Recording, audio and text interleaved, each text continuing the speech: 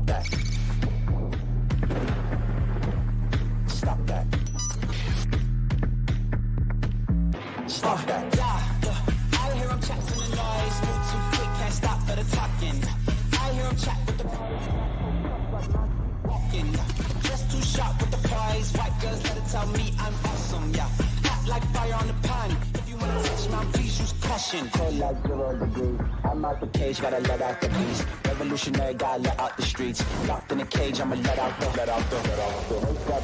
sheets. We came for one man, forget my peace. You take the west, I'll take on the east. I'ma put him in the cage, never let out the. I hear him chat to the noise, move too quick, can't stop for the talking. I hear him chat with the boys, man so tough, but man's keep walking, yeah. Just too sharp with the prize, white girls let it tell me I'm awesome, yeah. Hot like fire on the pan, if you wanna touch me, please use caution. Stop that. Stop that. Stop that. There's nobody last night who was more delighted by the turn of events than the one and only Dan Le Batard. Oh, my God. I had to do a 2-hour stream with him last night, and it happened right when that Bulls game was ending. We had Nick Wright on, and it was crazy, right? Dan, I could see Dan, who's obviously not here. He's out of town. I could see him, like, want to parachute back in and do the show today. And I said, no, we can't do that. We got it. We got it from here. But the second happiest person has to be Stephen A. Smith. This is like the exact other side of the coin from the Pacers game, right? Pacers game happens. LeBron's in Indiana. He does Pat McAfee. They post all the memes. Him and Kevin Love are tag teaming, like the look at Stephen A. Smith trying to box and all that stuff. And then LeBron has a tip in to win the game, and it's like top of the mountaintop. That's why you don't mess with the big dog. And then literally one night later, LeBron has that turnover, and then Josh Giddy, of all people, hits a half-court shot over him. And I know somewhere Stephen A. Smith popped. Just straight up explosion of ecstasy, right? But there is someone who is the saddest person in all of these proceedings. It's not LeBron. I don't think he's sad. I mean, it happens. He can play another game. They play Memphis on Saturday. We move on, right? It's not the Lakers who are seeing their playoff seeding in jeopardy here. It's Skip Bayless. Do you understand Skip Bayless spent over a decade? This is a great take. Right? Like, needling LeBron, calling him all sorts of names, trying to bait him, like, acknowledge me. Just acknowledge me once. Come on, I dare you. I'll debate me here and all that stuff, right? And he did a show with Stephen A. Smith, and he was doing this. And he did a show with Shannon Sharpe, and he was doing this. And then he did a show with Lil Wayne and a bunch of other people, and he was doing this, right? And then he stepped away from doing a show. He said, I'm going to go chill in my house. I'll do some stuff on YouTube. That's definitely how that went. Right? With Geraldine. He has his Or own Ernestine. show, right? Or Ernestine. Right? So, like, it's like, all right, okay, whatever. We gave it the old college try. 20 years. It didn't work. All right. And then the moment he steps aside, not only does this thing happen, it happens to Stephen A. Smith and not Skip. Like, I've been here this whole time. I've been saying wild shit this whole time. Why didn't you acknowledge me? Why didn't you run up on me? Isn't that connected though? In some ways, is it? Because isn't it probably why LeBron, when he felt the comments from Stephen A. Smith, was probably more disappointed in Stephen A. Smith, and he doesn't care what Skip says. And that's probably just hurt Skip even more. Of course. That it's like, I not even looked at with enough respect to get under your skin. The most aggrieved party here is Skip Bayless. Because not only did it not happen to him, Hawk, he doesn't even have an opportunity to go on air across the nation, nationwide TV, and do his thing. He's in like a straitjacket. Yeah. Like, you're at the crazy farm, and all of a sudden it's like, that was me. And they're like, okay, Grandpa, like, I was the one doing that first. I was the like, first one. Sure, okay. And also, Dak Prescott trade rumors. He's probably losing his mind. Talk about Dan wanting to parachute in. This is how I feel when I see crazy route footwork videos going viral nowadays, or like a bunch of short receivers in the NFL being superstars. I feel like I'm in that straitjacket. I'm Skip Bayless in that situation. I was short first. The funny thing is just that idea that you say that, and on some level, you're right, But everyone looks at you like, oh, Like, okay. Okay, old man. Get a load of this guy.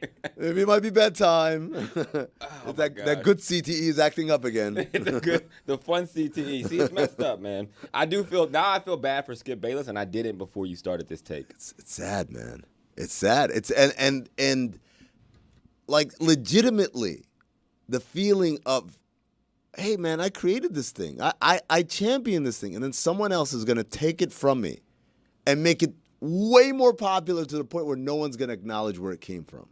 It's got to be. I got to be honest. I mean, I hadn't thought of him this entire time. You're the first person to actually invoke his name. It's you. Revolving It's this me. story. It is me. He's probably grateful for this because, I mean, granted, I know he loves to take, right? He wants to weigh in on this. He wants to have the outlet, but to not have a platform, to not even be thought of, that's kind of cruel. I think I'm just now realizing that Stephen A. and Skip had the same take this whole time.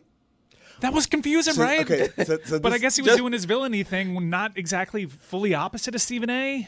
I feel like my childhood They were on the same team was the a whole lie time. now. I feel like my childhood was a lie. Was Stephen A. doing the ultimate yes and? Or no but? He was doing no but. He was doing no but. He was doing no for the but the whole game, though. time. Yeah. Right? Like every time him and Skip would get together, Skip would say this and he would no but him as opposed to yes and him, which is great for debate television, right? That's exactly what you want. But secretly deep down inside, because like think about all the things that Stephen A. said, right? Like that's why I never liked him. He's a backstabber. He's all these things he said on First Take the next day. It's like, oh man, did you always feel like this? Apparently. And I saw a clip of Nick Wright's show where he's like, Jordan texts Stephen A. LeBron doesn't text Stephen A. And that's basically this whole thing. And I was like, why am I just learning that Jordan texts Stephen A? Well, I mean, And why wasn't this agenda more clear to me? No. He said What it on happened? air. Jordan texts all his main guys, you know. Does he text you? I mean, Well, that's why he's going to the funeral. there's a reason why he's coming to the funeral. Jordan's coming to my funeral. Jordan's not coming to your He's coming funeral. to my funeral. Jordan is not coming to your funeral. He's coming to my funeral. I just got to make sure I die in North Carolina. Jordan who? Or Ibiza. Hopefully he's there. Belfort. You got to die in North Carolina while he's there. Preferably at like maybe the 17th hole. So Yeah, like, I want to Like show that's where the wake is. And you can grab a cocktail on the way there, just kind of wave. and you have to walk through the You have to- wake to get to the parking lot. Yeah, you have Yes. to. No one can talk during his backswing, though. No memories of It's a meeting quiet. during It's the quiet backswing. during the backswing, Like and- the moment of silence is for MJ's drive, not for a meet. His putter has to be positioned right by your casket when he gets on the green of hole 17. Yes, And that is the only way he will be at Amin's funeral. and his memory of you will be directly tied to his performance on that hole. Like it needs to be a good. You at the very least par. The very least par. And someone had to have bet him before he got to the golf course that he bet he could not go for par and go to your funeral. that's a parlay, right? A literal parlay. Yeah. That's good. Yes, that is the If only he way. eagles, he he's coming might to your funeral. speak. He might share his thoughts. Ooh. Oh wow. Well, hold on now. You've got. This whole time I've been fixated on Michael Jordan being at my funeral. I never considered Michael Jordan saying a couple words. Yeah, provided that everything is at the 17th hole at his local course, Okay. and you work it out with his tee time, he will definitely speak, provided he eagles. Yeah. Oh man. Okay. Let me get on that. And by speaking, he's going to ask where the bathroom is. No, hold on now. You're not going to do this to me. He's not That's coming to your disrespectful. funeral. I mean, He's coming to my funeral. He's not. This is what we do I would on be Fridays. willing to bet so much money. Let's put it in your will. Sure. That if I'm wrong, I will give this money to your estate, to whoever you like, whoever you're Okay. leaving all your assets to. Yes, I like that.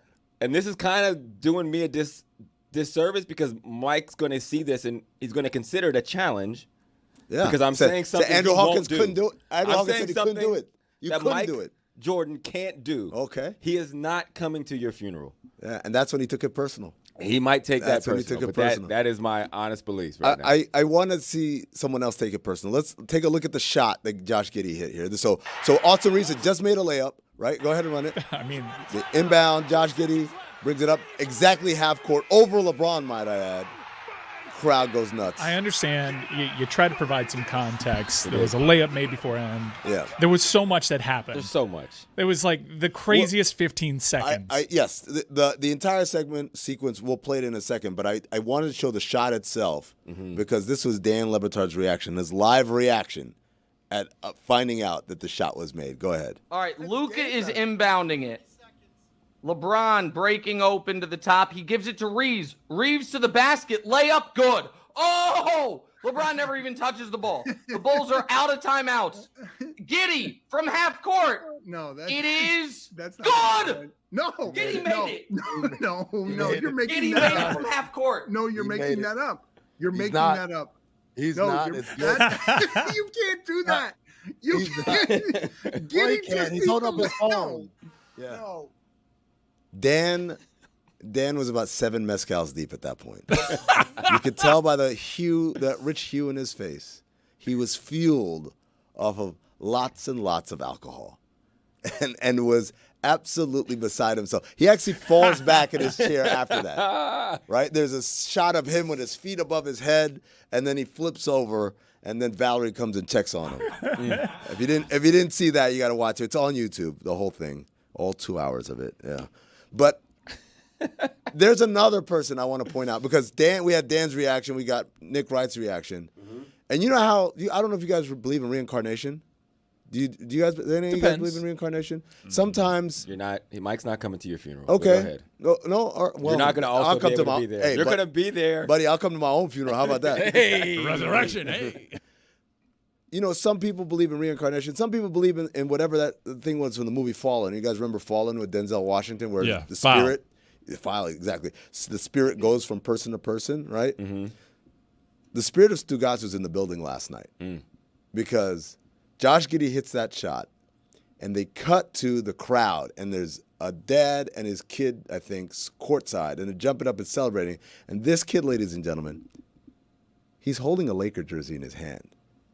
This kid was rooting for the Lakers. Josh Giddy hits that shot. Jersey comes off, and let me jump up and down with everybody else. Ladies and gentlemen, Stugotz, we found him right there. That's him right there. Man. It's one of the more insane endings to a game. Oh, man. Especially the way the Bulls have been playing recently. Like, this is, dare I say it, this is the feel-good story of March at least, right? For sure. They're cresting in an insane way. And do you know why they're cresting, Mike? Why? Because Disturbed played a concert at their arena And they burned the banners. and damaged the banners. And I said on that day, now they got to put up new ones. New banners. And Kobe White said, heard you. So did Josh Giddy, by the way. So did Josh Giddy. Giddy's been playing insane. Well, he's down with the sickness. Is that a Disturbed? I don't know how to answer that because there's things that happen. I don't know a lot what of that sicknesses. means, so I'm going to leave that out. I don't even know what that means. Me neither. I'm just going to say yes. But everybody's response tells me it's something I shouldn't touch. It's Well. not for your demo. Okay, Yeah. perfect. It does work, multiple prongs. Okay. But I was really doing Okay. the wah thing. I like I it. still don't get that. So I haven't watched a bunch of NBA games, as Okay. you guys well know here. Yeah. But I did catch this ending, and I do feel like Amin is not doing this game justice. No? You come out with an agenda. I had an agenda? You had an agenda. You come out with the Stephen A. Smith, LeBron. You let that story continue to go on. You give it another day of life. Yeah. Out the gate. Then Guilty. you show just the last shot of that game, which Yeah. is maybe 6% Yeah. of that. The story, and again, I'm not the basketball purist. You are. This is the game that you protect. Yes. That you love. Uh-huh. That you champion. True. This is maybe the best ending of a basketball game that you will ever see, period. Now, look, the stakes aren't playoffs, Right. championship, but in a vacuum, not only that, Giddy airballs a floater over LeBron because he's scared.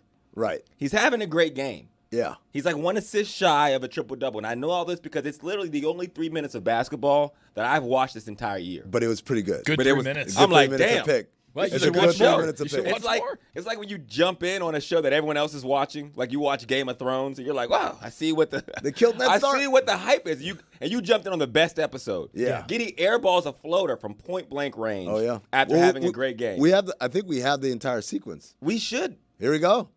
I don't even know if we're allowed to show this, but we're going to show it. Who cares? Let's get fined. It's not Right. my money. You got a corner 3 right there from Williams, from Patrick Williams. Corner 3. There is And this is trickle- after the trickle-down airball. economics. Stolen. Stolen. Giddy with this. I think Giddy that with was the his steal. That was his triple double And assist. Giddy I with the believe. assist. But to Kobe White. But do you know who Giddy stole the ball from? Do you know who Giddy stole the ball from? Yes, I saw it. It was an inbound from LeBron. From LeBron. Wow. Like from the peak of I won the game with a tap to I threw the game away. I threw the game away. That's the thing. That's an uncharacteristic. If you stop the game right there, yes, that is what the narrative if he is. can just inbound the ball. If we all just died at that moment, then yes, you could. But they ended up scoring a great play because of the attention on LeBron.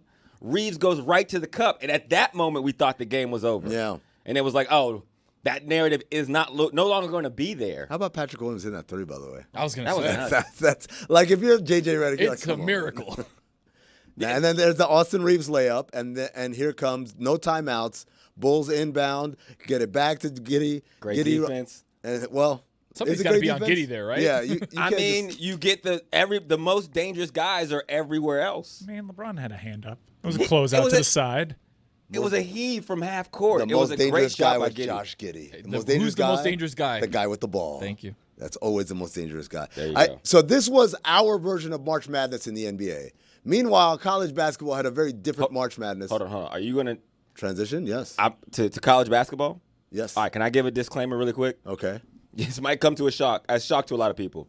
I have no idea who's won a game in the March Madness poll. What? But it's not okay. It's not because I don't like college basketball or March Madness. I promised my kids that I would do a bracket. Okay. And I've been really busy and haven't had a chance to do a bracket yet. And so I've been not watching the game so I can still do my bracket and be ethical about my picks. Wait, hold on. You guys are going to do a belated bracket? They have done theirs. I have not filled mine out yet. But I have not. Oh, wait. So you're going – hold on. Second chance brackets are a real thing, but you missed the start of the Sweet 16. But I haven't seen any of the games. He's starting from the beginning, not knowing who won anything. I have so no he's idea. Guessing who won, like McNeese State versus Iowa or whatever the game was, or Clemson. Yeah. Wow. So if we're going to do spoilers, I'm going to have to cover my ears. Well, we have one spoiler. Okay. Well, two spoilers. Two spoilers? Because there was 4 games last. Well, no, we're not going to talk about all the, we're just going to talk unless you have.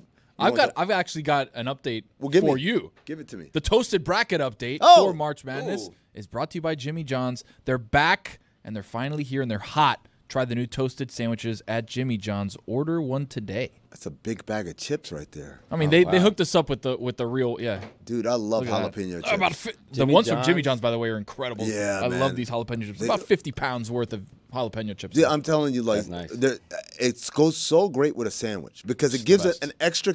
You get the. What I don't like are the regular. I don't like plain chips. I've decided at this point in my life I don't like plain chips. What's your chip of choice? Jalapeno. Those Jimmy John's A1 jalapeno right ones. here. Come on, man, because it gives you a little kick, a little bite, a little flavor. Like it adds to the proceedings. It's not just there for texture purposes. You're not worried about the aftermath of the breath? Not the breath. There's an aftermath I'm worried about, but it's not the breath. It's not the breath. It's not the breath. Jeez. It comes in a text message form the next morning.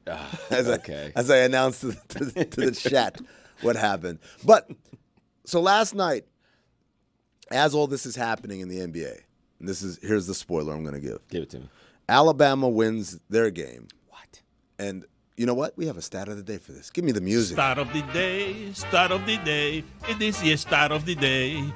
Start of the day, start of the day. It is your start of the day. Start of the day, start of the day. It is your start of the day. Start of the day, start of the day. It is the start of the day.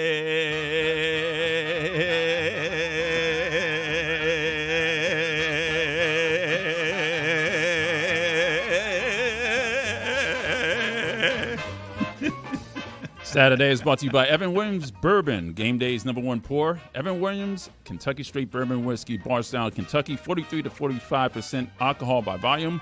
Enjoy responsibly, 21 and over. Alabama won 113 to 88 over BYU last night. Alabama won 25 for 51 from 3, both of which made and attempted are tournament records.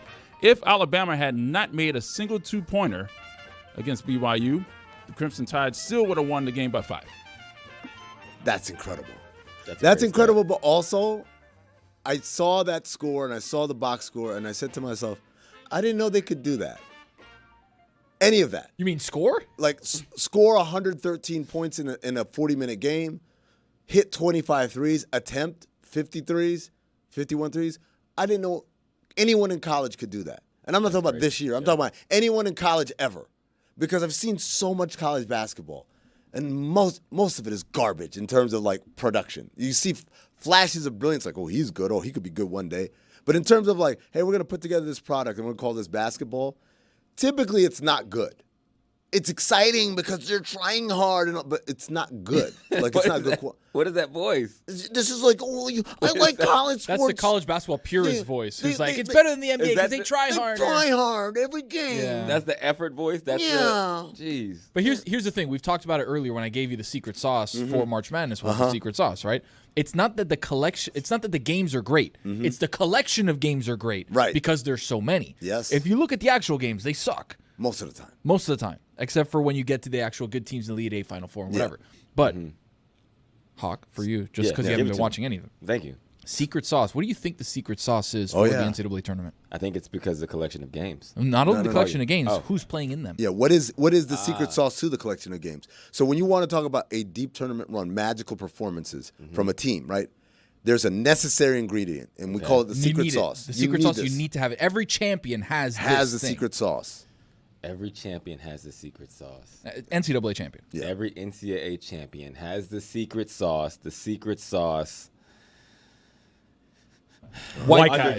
guys. White guys. There it Same is. thing. In basketball, same thing. Underdog, white guy. Yeah. But every Synonymous. team that you see in March Madness that makes a run that has something fun, secret sauce. Throughout, White guy. you know, guy. I went home yesterday, Tony, and I thought about it, and I went my brain went back, and I said, "What about those Florida teams that dominated with no one?" I said, "Lee Humphrey, secret sauce."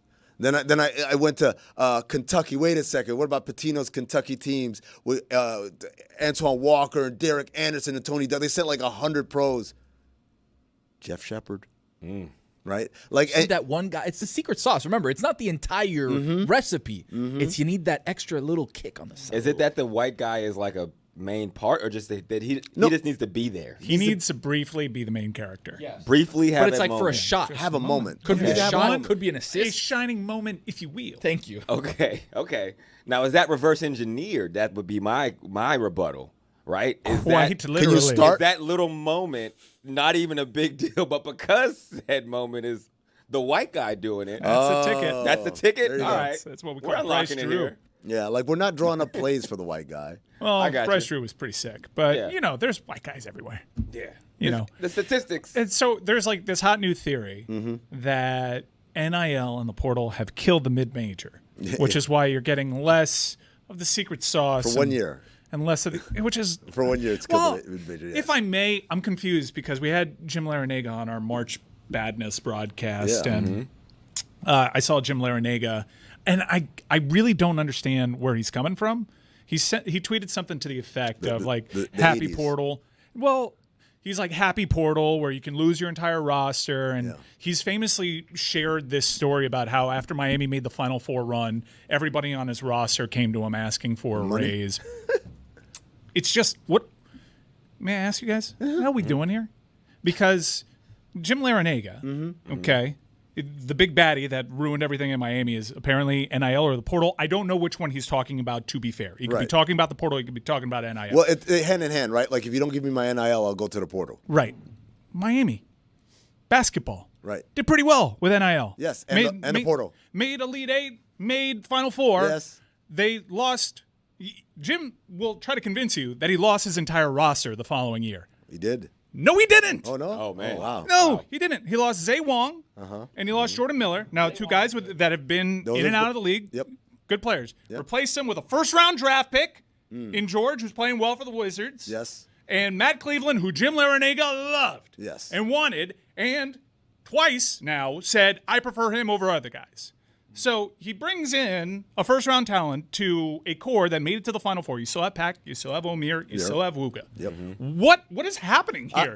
They fell off a cliff I'll tell you with what it all is. that talent. And the following year, he followed that up by getting Jalil Bethea, who was the number one guard coming into college. And then he quits on the team midway through the year. But it's NIL and the transfer portal. I'll tell you what it is. I'll Yeah. tell you exactly what Not- it is, Mike. Give it to us. I have a theory too. You ever meet anyone who's like in an open relationship? You ever meet those people? I don't hang out at those bars. I mean, No, I'm just saying. You're giving us a glimpse into your life right now. I mean, the upside down pineapple thing. The upside down pineapple. Jimmy people, L's a right? swinger, is that what we're getting to? So I'm not a big cruiser. Chris, though, he's on one right now. So not necessarily swinging, but like open relationship, meaning like, hey man, me and my old lady, like we have an open relationship. I can see whatever. Inevitably, for all those people, it's great when I'm the open part. When the other side is the open part, wait a second, hold on now, what are we doing here? That's the exact same thing. It's like, it's cool to be in an open relationship when you're the one who gets to bang everybody and your significant other is dutiful at home and just waiting for you. When the significant other takes advantage of the open relationship, now all of a sudden we got a problem. And that's what Jim Larranaga is doing. But he wasn't being taken advantage of. Yes, like no. The following year, after he followed up a Final Four season with getting a first-round draft pick in his roster, we brought back the entire core. Right. So, like, who's doing this? Who's the boogeyman that's stealing your players? You didn't lose anybody. The NBA. No.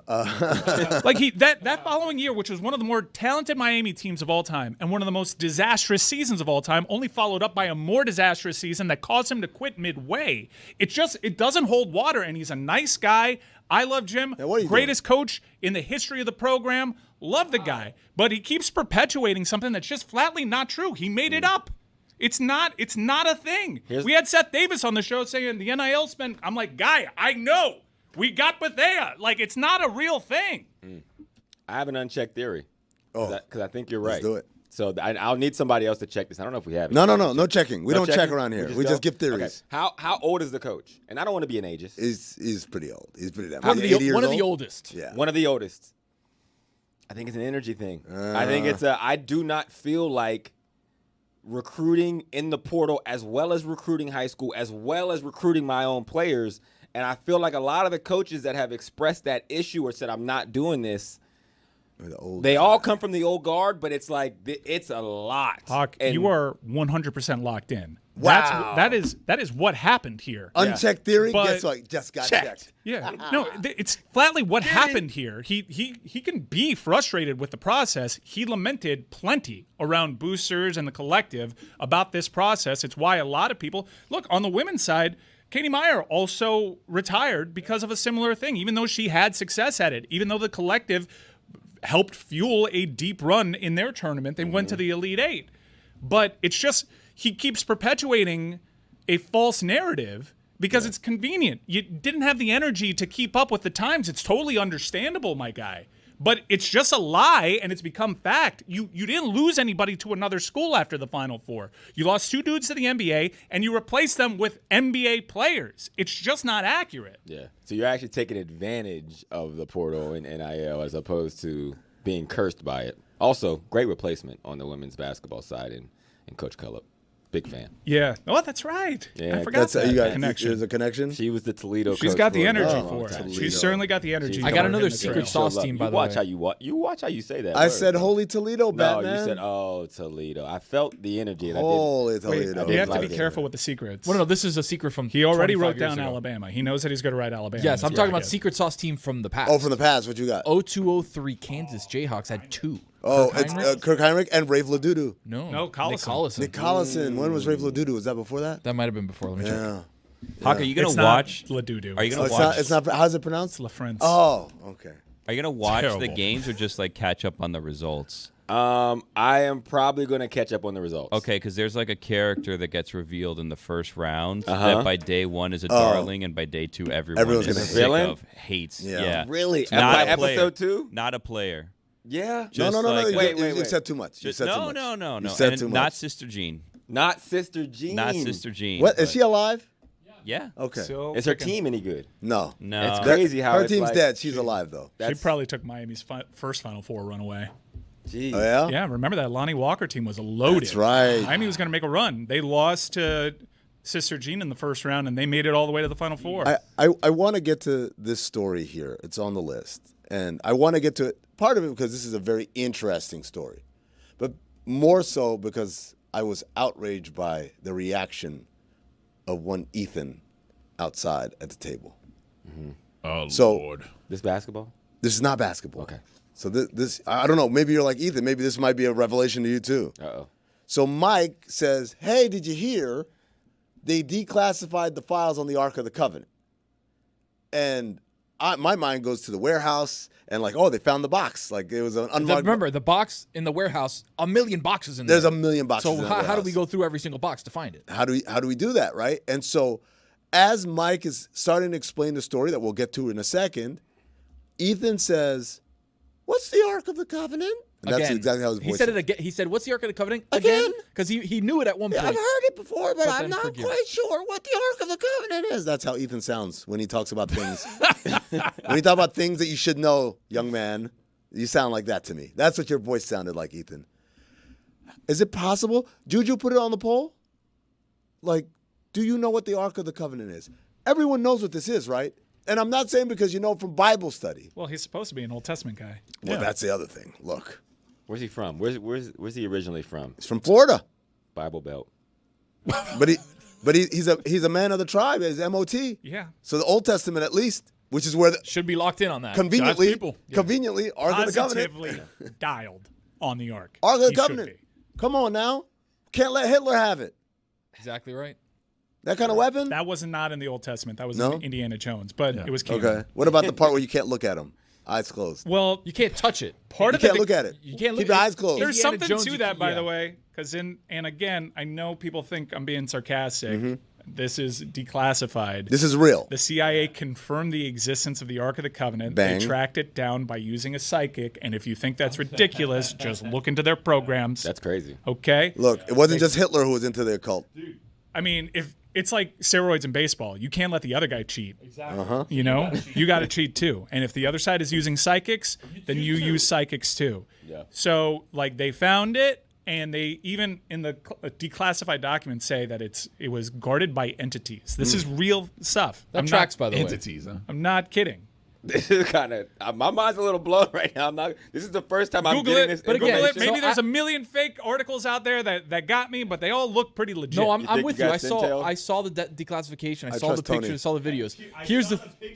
Dude, you didn't go through like 30,000 documents. I didn't have That's to. what happens. Somebody when else you did. declassify things. To be Somebody fair, else did. AI an did. aggregator said Yeah. that the entity part. But they could say anything too. Of course. They Does could it say look anything. like it does in the movie?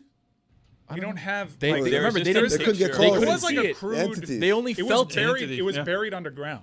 Wow. That's my Where? issue with. Did they say where? That's my issue. They can't tell Was you it in where. Egypt? We're not gonna tell you They where. won't. What's, tell you. how much did they classify? Well, I think. By the way, between you and me, I think it's in Ethiopia.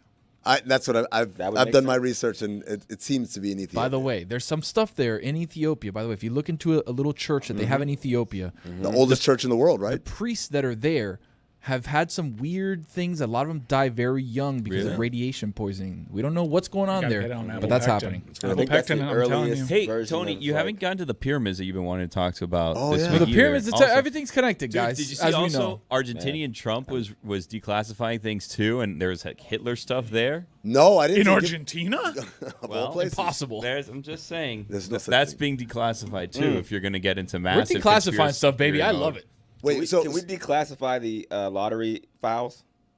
what lottery? The draft lottery? NBA lottery files? Look, man, we already did that on Basketball Illuminati. Did we? Keep your third eye open. your Yeah. third eye. What was the conclusion? Man, you're gonna have to listen to that episode, man. I'm not gonna give away the secret secret sauce. sauce. I have It's classified. I Yeah. got a haven't secret seen- sauce on that show too. I haven't seen the NCAA tournament. You think I'm going to go back into the archives to listen to the lottery files? Man, look, do you want to find the Ark of the Covenant or not? All right, I'm coming. right, thank I'll you. be there. Hey, 1966 UTEP Miners NCAA championship You team. just Googled Glory Road. I got to debunk the theory. They weren't called UTEP at the time. Whatever. Texas Western. The Black College of Texas. I Who'd don't they- know who'd what they they were play called against? during Jim Crow. Who'd they play against? Kentucky, an all-white Pat Kentucky Riley. team. How much did Tim Pat Hardaway Riley, go secret for? sauce. Opposite of Hoosiers. They lost. No, though. hold on. But it hold doesn't on. matter if you lose. no, hold if on. you The make story. a run. That was back when the secret sauce was actually black guys. That's Yeah, exactly. Yeah. Also, Different sauce. Damn it, I didn't consider that. also, the starting five was black. They never talk to us about 6 through 11, though. That's true. Very true. 6 through 11, there's a different story. It's got to Might have like. been a Hispanic guy there. We don't Yeah, know. that's, he made it. Maybe he been I secret may just- salsa. Texas Western. If I may just circle back to the Ark of the Covenant. Yes. Yes. So if we track down where exactly it was in the 1980s, there's no way that we just conceded, well, can't get to it, guarded by entities. We sacrificed some dudes. Of I'm telling you, like, course. we moved this thing. Oh no, I don't. It's definitely in can't touch DC. it, though. You can't touch it. It's definitely in DC. No, Mike. Nick Cage is gonna find it. Mike. I know that we attempted to touch it. I don't know if we were successful, right? So you're right. People were sacrificed because Jenkins, get in there. It's like, okay, boss, and then he melted, and then Turns like into a pile of dust. Rollins, you go in there like, okay, and like Johnson, hustle up in there, and like several hundred black soldiers later, Secret sauce. they were like, okay, maybe we can't touch it. And so they had to figure out something else. And that's where Dr. Henry Jones comes in. Miriam, don't look. Him and Keep your eyes Marion. closed, keep your Miriam. eyes closed, Marion. And they managed to crate it, right? Remember, the whole thing is you got to take the poles. Oh, right? yeah. Those wooden Yeah. poles, you got to stick them through Stick the 'em side. to the side, And yep. then you put them up like that, like pole bears. I just can't believe that we're here. It shows you how feeble our minds are because it's, we're in the 2020s and the government has told us, yeah, those UFO things that we always told you were fake when you were growing up, no, they exist. Real, we don't know who's behind it, but no, they are definitely real. And we just keep moving on with our day. Yeah. Like we saw movies about how hypothetically, if this were to happen, it'd be on newspapers everywhere, and we just like, nah, I can't comprehend that. Got my own shit. Can't deal with that right now. Same thing with the Ark. Tournament's going on. Number one, you can't. Yeah, exactly. You can't blame people. It's March Madness. Number two, this to me is a much bigger story than UFOs. Much bigger. Life Ark, on you're saying? life on other planets. Okay. The whatever. existence of God. The existence of God, and also still not to be messed with. Well, that's very true. I always rationalize the UFO thing with, there's just so many theologies, and that kind of thumbs its nose at it, right? Like, if I am to accept that there's alien life forms elsewhere that are behind these UFOs, then I have to take a look at my own theology. This one actually confirms like a pretty big one, or a couple of them, right? So you would think it'd be processed a little bit more, but everyone's just kind of looking at it like, this is ridiculous. It's fake. Well, it's there. Here's my issue with it, right? It's the fact that the psychic, we only had one psychic do it, or did we have multiple? Do we have multiple sources here, or was it one guy or one girl like, oh my God, yeah, no, I see it for sure. It's underground. Oh, we can't get to it. It's guarded by entities. Yeah, sorry, guys. What's the check? Wait, hold on. 50 grand? Okay. Are you okay, I think for the second time in this segment, we finally found where Stugotz is. With the CIA? Yeah, he's a psychic.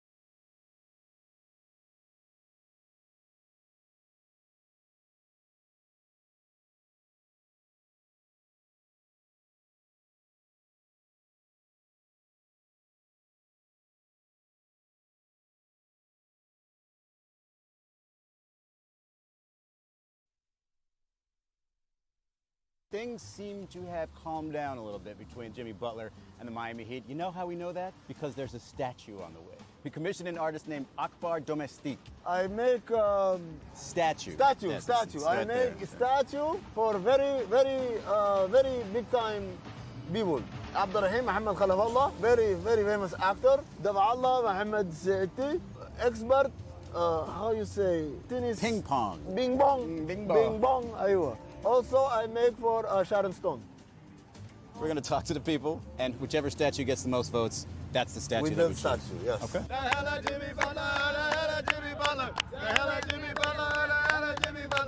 So I show you choose which is the best. Okay. So number 1, Jimmy Butler very tired. Very tired. This 2020, the bubble. I think people are going to take advantage of the position here when they take their photos. Number 2, we have this. Why you laugh? In Philadelphia, they say we give Tobias Harris. Jimmy Butler very mad. Jimmy said Tobias over me, so we make Jimmy over Tobias. This is nice. Have you asked Tobias about this design? That's unimportant. Philadelphia, Detroit, wherever he is, I don't care. This one against Boston. Al Horford make a shoot and go timeout. Jimmy Butler make big shoots and big timeout. And I call this one, fuck to you, Al Horford. You know, Al Horford, very bad. And then this called culture.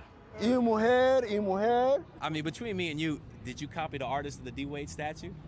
Between me and you? This but just between me and you, the cameras ain't rolling. I'm artist. Huh? I'm sorry, Anthony. You can't question Mr. Domestique. I can't accuse the artist. أنا بعمل art لي 25 سنة. واحد يجيني هنا يقول لي أنا قبلت منها. So now you choose which one the best. I have to go with the one in 2020 against LeBron in the finals. I just have to. You know why Jimmy O's number 22, right? Finished second twice. What you do, huh? You make problems. Yeah, I like the fuck you, Al Horford. Yeah. Yes, that's for sure. That's the one right there. Frankie shoes. Fuck to you, Al Horford. For me, the best one is this one. The one who is pooping about Tobias Harris. Tobias Harris. Can I choose mine? Yes. Hey! Why you make problem, huh? Why you make problem?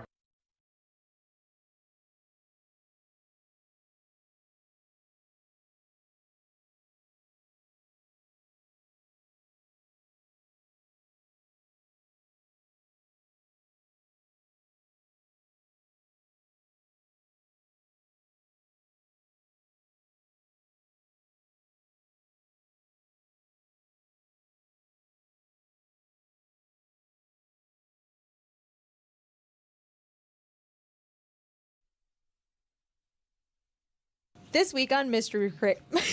Wow, good start. Already off to a bad start.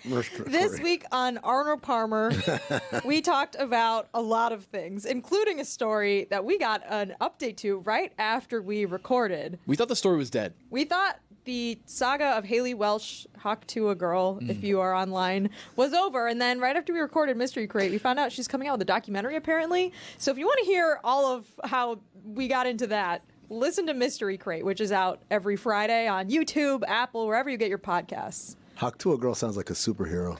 It does. Which kind of is one. Superhero, huh? She woke up one day. This guy. She took off her glasses. Didn't we also talk about disguises? And Oh, yeah, that's right. We talked about Clark Kent. Yeah. Yeah.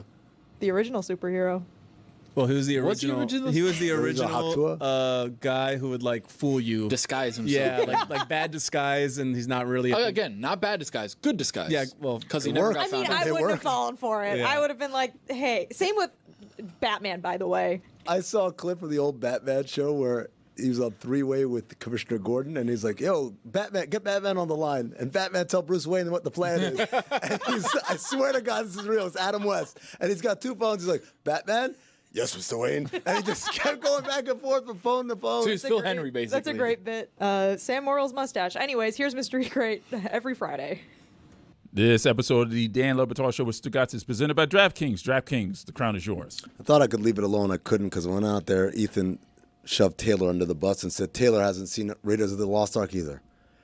Yeah, but Taylor's a different kind of guy. The problem with Taylor is that he's never seen anything. Any movie. Any movie whatsoever. He just watches tape. That's it. No, he watches Kings of Queens, and that's it. Like that's crazy. that, and Everybody Loves Raymond. Like that's Those what he are two does. good He doesn't shows, watch though, anything man. else. Doug Heffernan, he's a big Doug Heffernan guy. Is that what you're telling me? Big Jerry Stiller guy. Oh, Jerry Stiller's the best, man. R.I.P. The Boca Vista. But Raiders of the Lost Ark, this is like required viewing, right? Like One of the greatest movies of all greatest time. movies of all time. Easily. And my my kids, I showed my kids Rocky for the first time last weekend. Watched Rocky for the first time, and I was worried because Rocky 1 is slow. Dangerous. It's slow. Violent, It's just, well, no, violent. No, not violent. Oh my No. God. Okay. You know what my kids watch? The CTE, Curious. you're not worried about? Violence is not the issue. Violence How is not the We issue. agree that How Rocky had speed is the CTE issue? early in the game? Yes. Like, from day one? From Like, day he one. came- He came into the pros with CTE, Yes. we agreed? Okay. Advanced. It was like, Not the fun kind he shouldn't either. have been fighting. How did it if we go? can look back and be like, hey, maybe you should just keep the warehouse job. How did it go though? Because I'm worried about that film age, and especially with a younger demo. That's risky. It was so I was worried that it would be too slow for them. Because it's a great film, Yes. and you want them to feel what you felt. Yes. But the times may change what they feel. They liked it. Oh, that's They great. they liked it. Oh, that's good news. Did they like the ending? Because the ending is not they loved it. super No, they satisfying. were confused by the ending. They were like, "Wait, who won?" It wasn't clear, and I was like, "Yeah, I'll It apologize." wasn't clear. He announced it.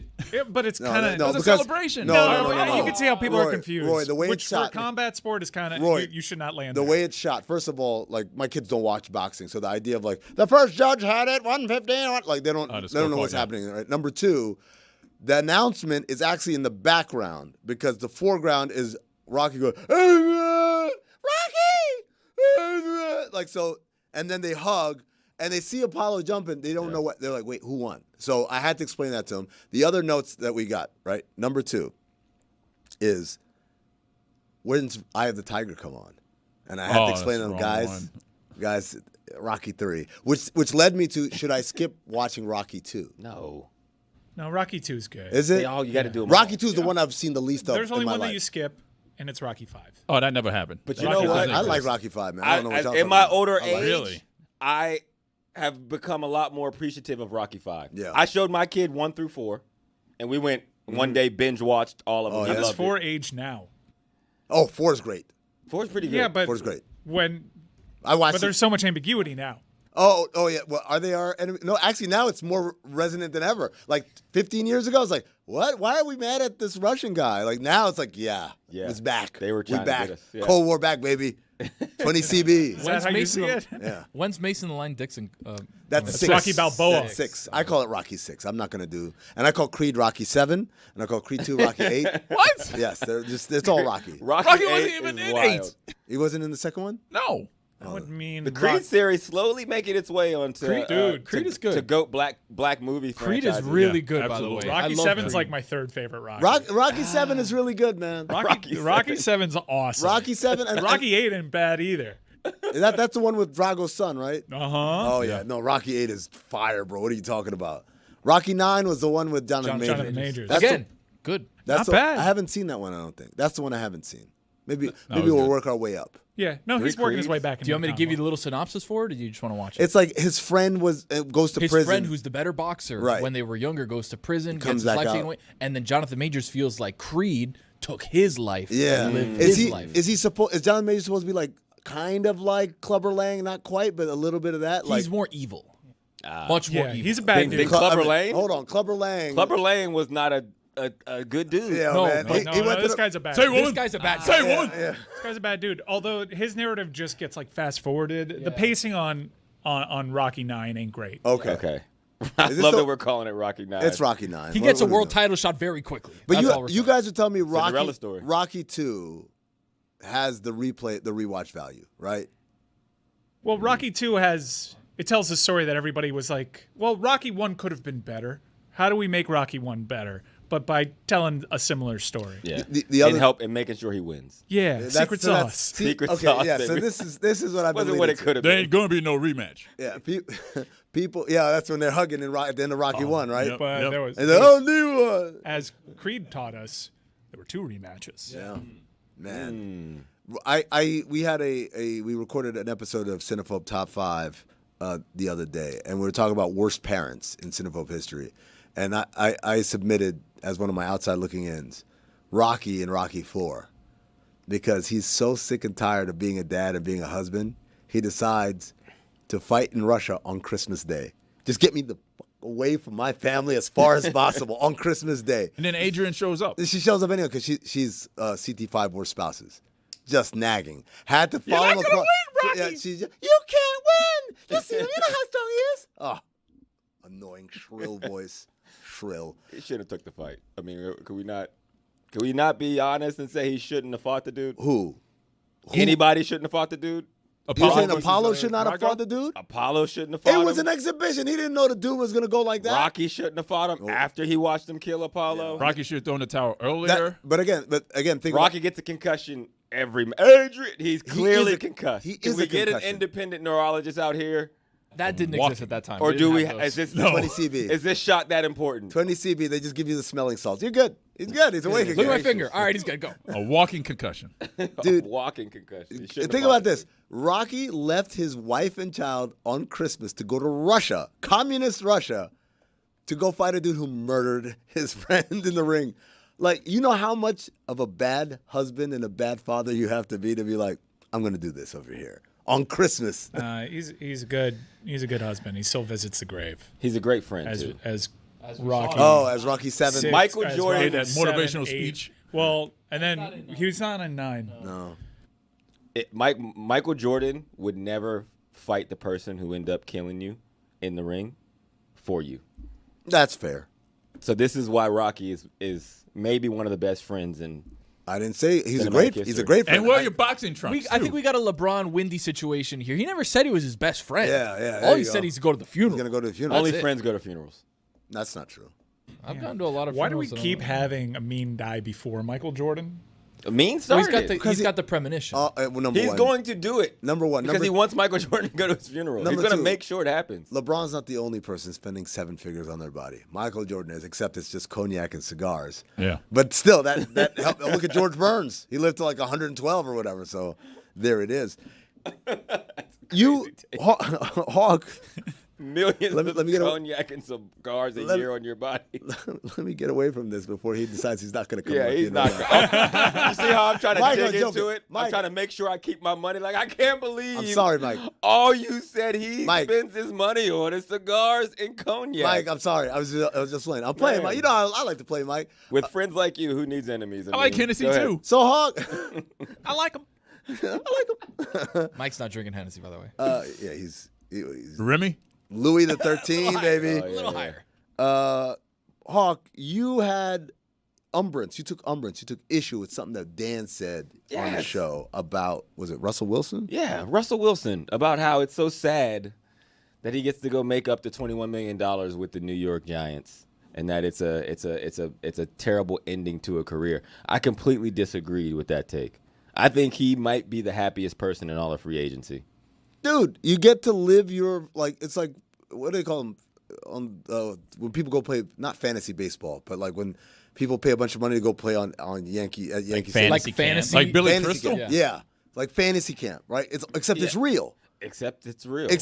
Like, that's crazy. It's like going to Westworld for Russell Wilson, right? Yeah. You go in there and like, oh yeah, these robots are actually trying to kill me. Like, I can't see a world at all where Russell Wilson, I'm not even kidding, not even a single point of it I can see where he would be disappointed in how things transpired, especially given where he was with the Denver Broncos. And he was positive in that situation. Yeah. And it was clearly him and his coach did not get along. His coach hated his guts. Yep. He got cut in a season where he was playing decent. And the thing about it is he didn't finish last year great. He is aging. Everyone does. He's not a young quarterback, but he's not playing that far off of the way that he's always played. And that is just the elements around him. And now he gets to go to New York media market with his superstar wife. Yep. Well, and superstar? No. Back into Sierra's a she superstar, was a superstar. bro. We're doing this off of follows. She was a superstar. She was a huge superstar. She's more famous worldwide. Yes.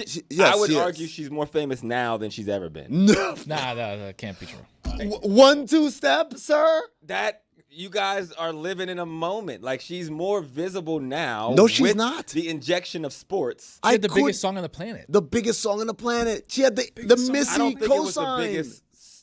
I think you guys were really, really into hip hop at the time. At that time, At that absolutely. time. It was Dude, certifiably one of my passions. Yes, that was one of in that that was the era.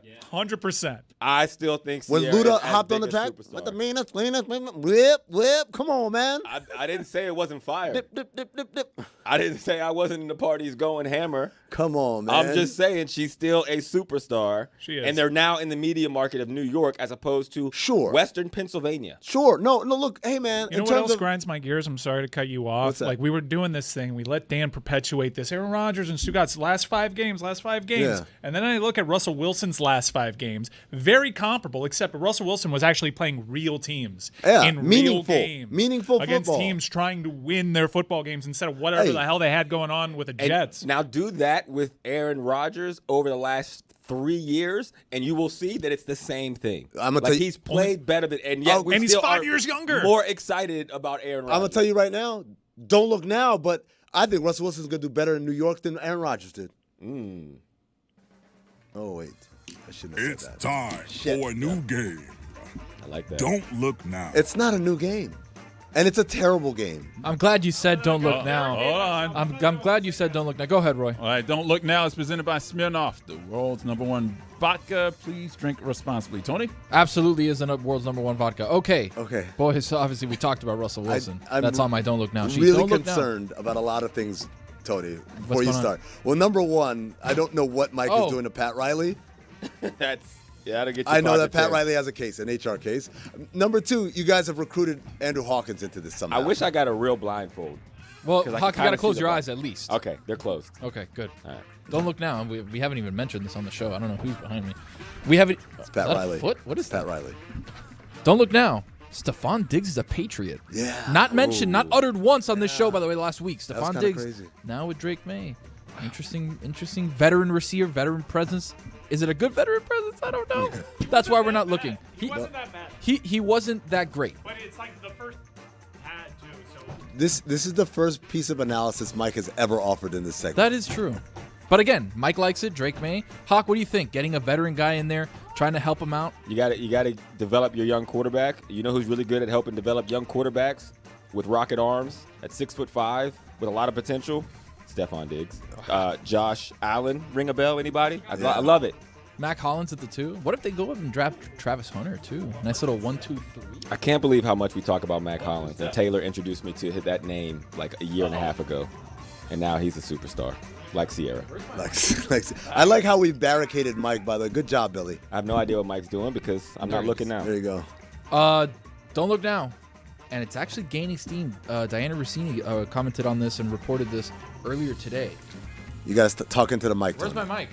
You got to talk into it, Mike. The Packers were one of the teams that tried to ban the tush push. Oh. And now it's starting to gain some steam where across the league there may be some people led by the Packers that want to cancel the tush push. Got to do it.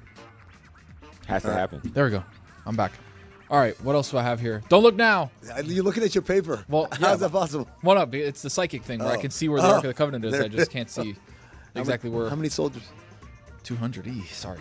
Vikings have not. Yeah, hold on. Give me. The Vikings have not. Oh, I got his hand.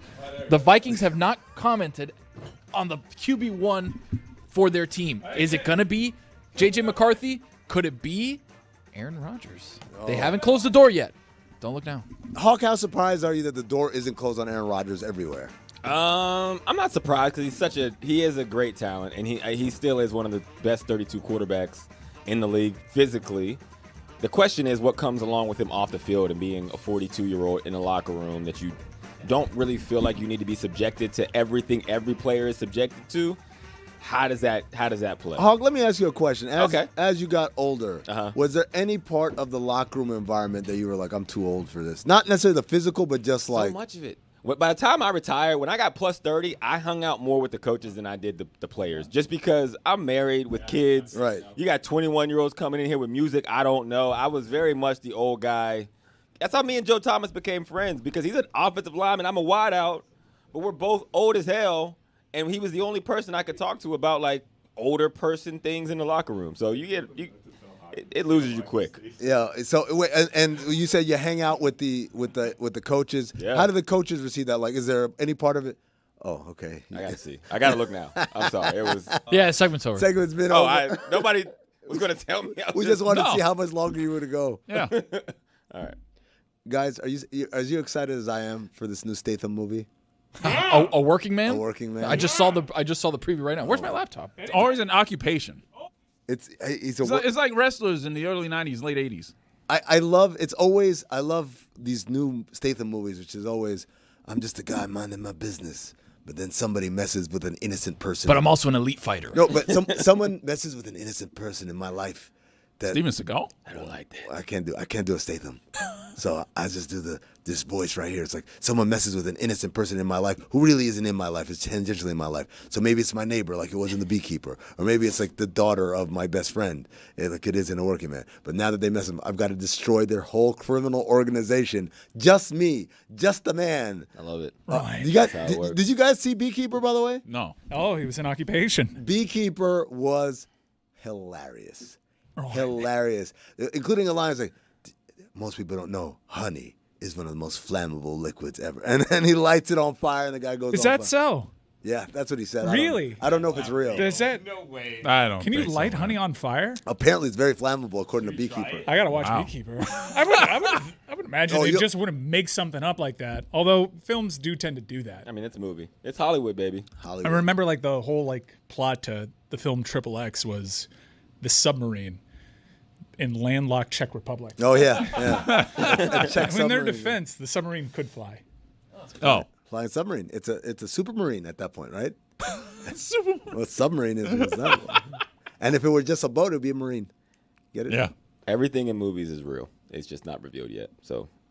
Yeah, like the Ark of the Covenant. Don't look at it. Don't look now. Oh no! Hold on. No. And it's No. Jesus. We're back, baby. Where's my laptop? No. Kill that music, please. We're back. One of the big stories in sports, and Mike, I'm glad you're here and looking now.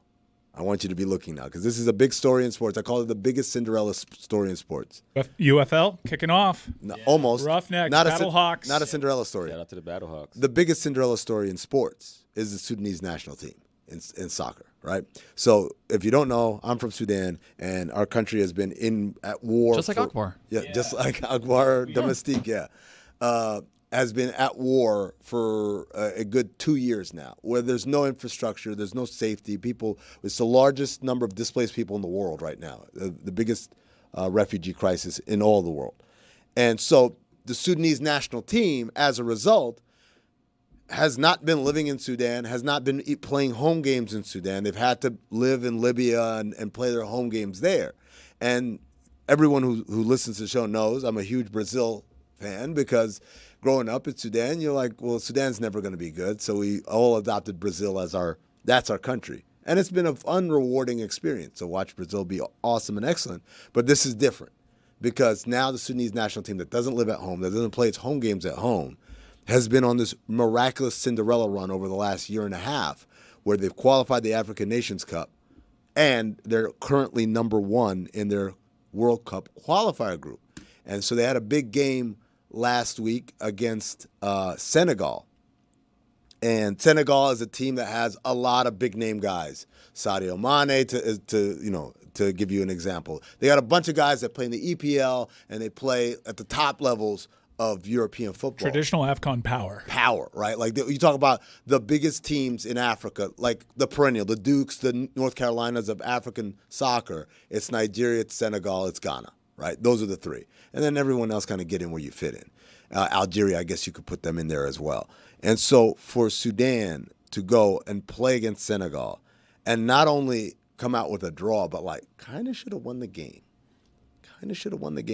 It was something that was magical. And I was wondering, Mike, because you are a soccer guy, is this a story that's resonating with soccer people? I know Master Tesfacion went on Galazzo and he did a segment on it, but for the soccer heads overall, is this a story that's resonating or is this still kind of... I think it might. If you look across the globe, too, there's plenty of those stories, especially in the Middle East. There's a lot of countries that would make for incredible storylines if they were to make it to a World Cup. A World Cup, especially here in North America. Geopolitically, there's a lot that put the host committee in a precarious situation, although the World Cup usually transcends that stuff. But given the current climate, it'd be hard to ignore. I do think that it's resonating. You still have to seek it out.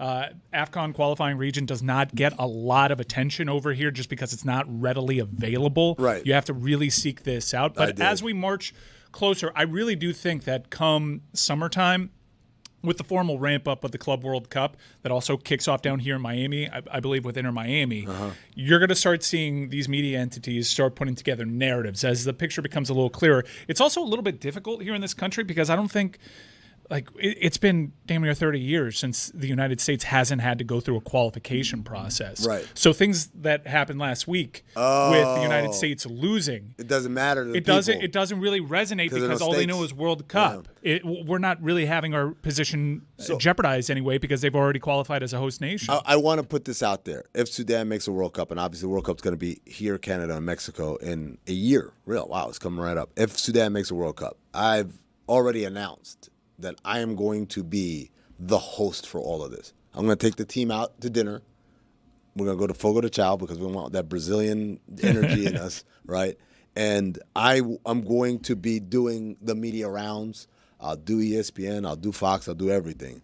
I'm going to make this a thing. It should be. Because I want this to be visible because I think people need to understand, it's insane to not know if your family members are alive or healthy and have to go out there and compete. And again, I'm trying to think of what the American equivalent is. It would be like McNeese State playing against the Bulls. Only if they were coming from like a war-torn part of the country, right? Well, I'm just saying, just the war-torn stuff apart. Like this isn't like it could do so much good. It's the war-torn stuff apart. It's also like the talent gap. Like we don't have anybody that's close to what these teams are bringing to the table. Yeah, and just even if it's for a brief moment, you have on that continent, Didier Drogba famously helped end a civil war and introduce a peacetime just for the Ivory Coast, which is also probably in that group of AFCON blue bloods. But the attention that it would bring to a cause which, as you know, is so underrepresented in the news cycle, especially here in the United States, because we're just so infatuated with our own problems over here, to have that kind of attention can do some real legitimate good, even just from a fundraising perspective, even if it just impacts the lives of the players and the families of those players. Everybody should be rooting for this. Everybody should be rooting for what's happening. Absolutely. Now, should everybody be rooting for the UFL? They should. Spring ball matters. We have a testament to non-NFL. Spring ball? No, you played in the CFL, but it was the CFL not a developmental league. It's been around longer than the NFL, Mike. Did you see the Trey Lance story? No. That Trey Lance may be going north of the border to help revive his career. Forgetting his roots. To go build a career. Are you one of the greatest underdog stories in the history of the Cleveland Browns Secret organization? Sauce. I'm the secret sauce. Are you actually going to come out against the UFL? No, I love the UFL. The UFL is great. I just take issue with you pointing to me about a league I did not play in. Well, as someone that cut his teeth in a league that wasn't the NFL and then rode that league to the superstardom that you did, multiple contracts in the NFL, world's quickest man, you would know that what's going down tonight in Houston between the Roughnecks and the Battlehawks is of importance. That's an intro. Is there? That's the intro I was trying to get to. That's what he's looking for, yeah. Thank you. Is there an Andrew Hawkins of the UFL? There's plenty of good stories in the UFL. No, right now, Job Pearson. That's made it. That's made it. Like that's the Hawk story. The Hawk story is he started there and then he made it. Turpin. Not a guy who could make it, a guy who did make it. Turpin's probably the best story. He was at UFL? There was who was that got a tight nice little end contract for just now. Tight end for the Chargers. Oh my God, backup tight end. Antonio Gates. No. I'll get it. I'll find the name. But there were good stories, and then never forget what COVID took away from us. Which is the Roughnecks Battlehawks. Collision course for the championship. Yeah. Jordan Tiamo and PJ Walker, who were lighting the world on fire. PJ Walker, another guy, had a couple. PJ Walker was a great story, and he was legitimately good in that league. We got Anthony Brown starting at quarterback for the Roughnecks. We got Max Dugan. We got a loaded offense for the Battlehawks. We got Hakeem Butler, who is a huge producer at wide receiver for them. McCarron's still there? We got AJ McCarron. McCarron. Wait, he's on playing? the outs of the league. Hold really? on. I'm like 90% sure this game goes down because there's all sorts of talk that there might be a work stoppage. Wait a second. Is this a Brian Scalabrine situation? You know, Brian Scalabrine played in the Big Three. Do y'all know that? Yes. Like very briefly. Yep. And then he went to broadcasting after that because he was like, oh, I'm too old for this shit. But like the idea of like, I'm a broadcaster, but then I come back and I work out and then I play. Is that what's happening with AJ McCarron has been very vocal. I wasn't a huge fan of the merger because it kind of sided with the USFL way of doing things, which meant they had to use that union.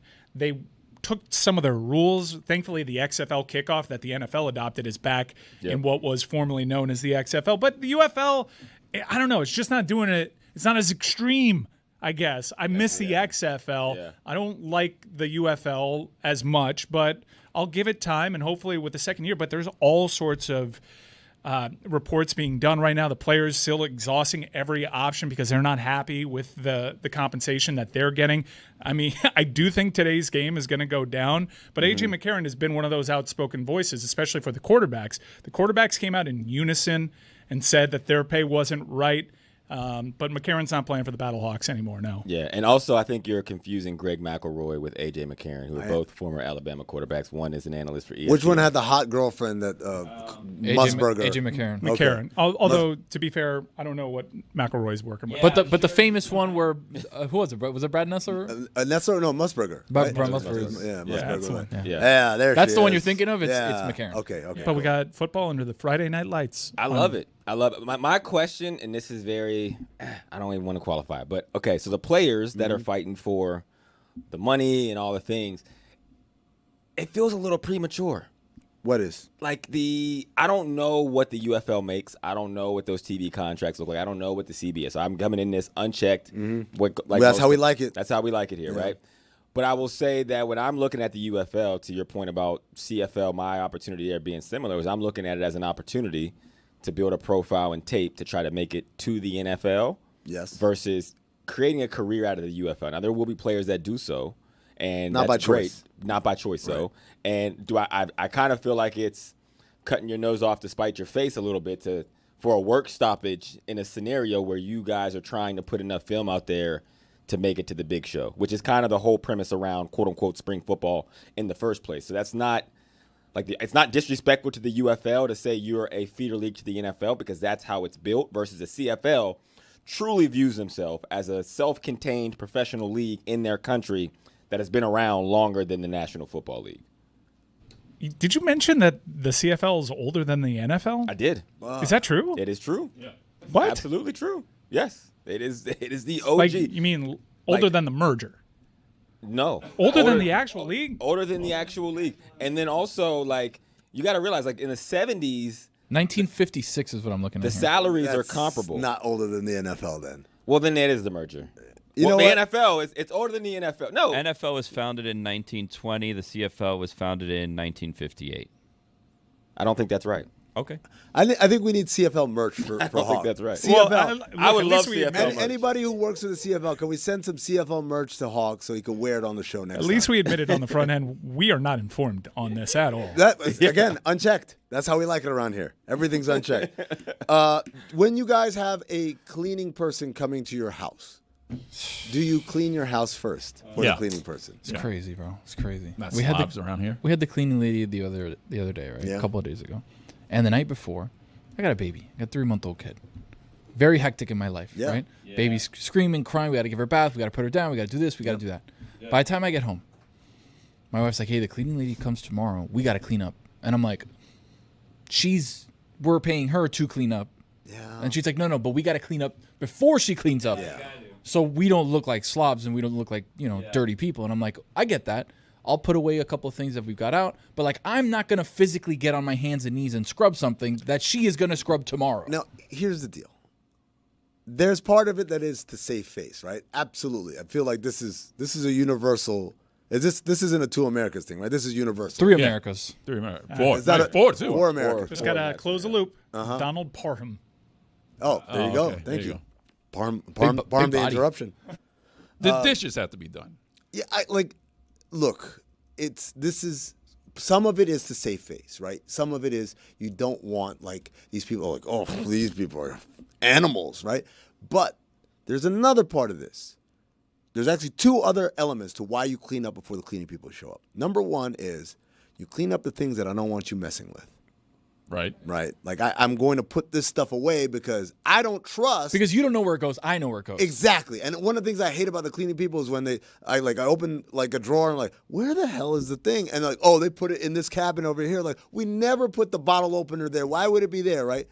Number 2, and this one is huge, because if it's too much of a hard work, they might half-ass it. So I'm going to get rid of the original kind of surface level You're stuff. going to do like 25%, so they only have to do 75% instead of 100%. Not only do they only have to do 75%, they have to do the hard 75%.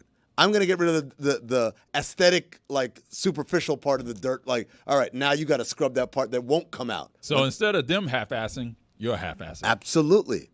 Absolutely. That's why you clean before the cleaning people show up. It's just like, I don't get it because I had to clean my house at 11 o'clock.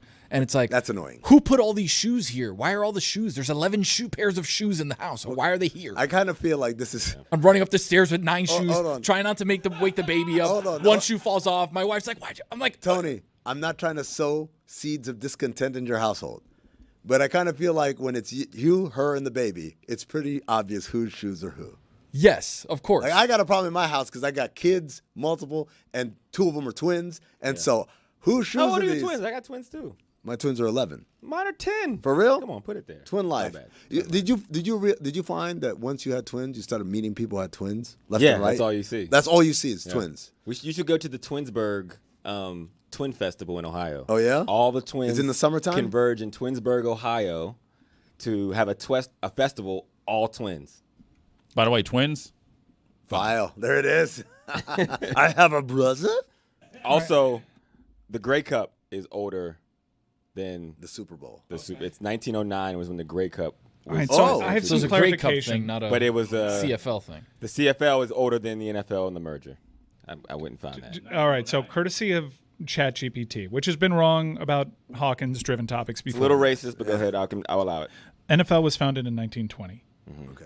CFL was formed in 1958. Okay. Through a merger of various Canadian football organizations. However, like Canadian football itself has its roots going back to the 1860s, which predates Civil American War. football. Yes. But the official CFL organization came much later than when the NFL started. Yeah. Right. So Canadian football is older than Reconstruction. Well, what about college football? But that's how the NFL is too, though. Like all those leagues, that's what they consider the NFL. But also the CFL, like the roots of the NFL, are from 1920 Tell you what, something. is there a really old franchise inside the CFL that is older than the CFL itself? Because that's a good way to do it. Yeah, what's the oldest CFL franchise? I don't know. Will you get on that? Go, find out what. I will find out. Even though this is contrary to what we want to do, we want to do unchecked. But I'm asking you to check. Do you remember when Baltimore was in the CFL? Oh, that was a time. Stallions, right? They brought back the Colts, I believe. Baltimore Stallions. Was it? Yeah. Yeah, it was a horse of some sort. Yeah.